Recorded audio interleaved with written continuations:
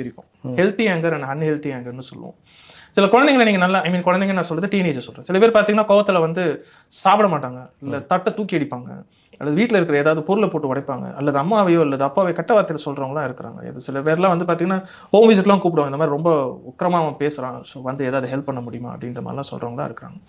So இந்த கோவங்கள் வந்து பார்த்தீங்கன்னா பட் அந்த பையன் ஸ்கூல் லெவலில் நீங்கள் பார்த்தீங்க அல்லது வெளியில் பார்த்தீங்கன்னா ரொம்ப அமைதியாக இருப்பான், யாருக்கிட்டே எந்த தொந்தரவும் பண்ண மாட்டாங்க, டீச்சர்ஸ் கிட்டே ரொம்ப மரியாதையாக இருப்பாங்க. ஆனால் கோவங்கள் எல்லாமே வந்து பார்த்தீங்கன்னா பேரண்ட்ஸ் கிட்ட மட்டும் இருக்கும், ஈவன் தாத்தா பாட்டி வீட்டில் மட்டும் இருக்கும். ஆமாம்.